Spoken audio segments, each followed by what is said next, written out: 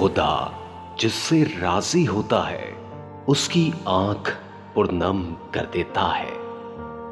हो जाने वाले वाकयात पर अफसोस नहीं बल्कि सब्र करो।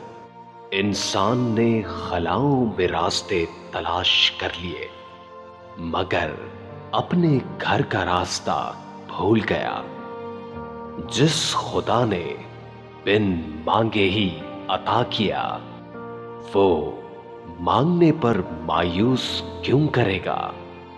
खुदा से माफी मांगने का आसान तरीका ये है कि आप दूसरों को माफ कर दो।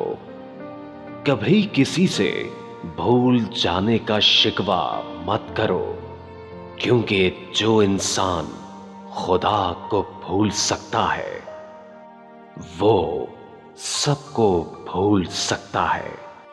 जिन लोगों को अपनी मौत का गम देकर जाना चाहते हो उन्हें अपनी ही जिंदगी में खुशी क्यों नहीं देते।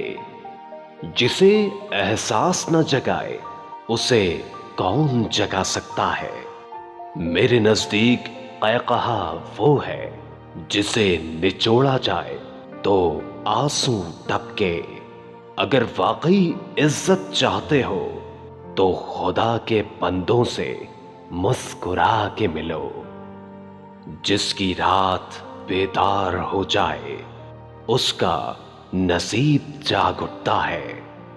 किसी तिनके को भी हकीर न समझो वरना वो तुम्हारी आंख में पड़ जाएगा। गुनाह का मौका मिलते हुए भी गुनाह न करना सबसे बड़ी नेकी है।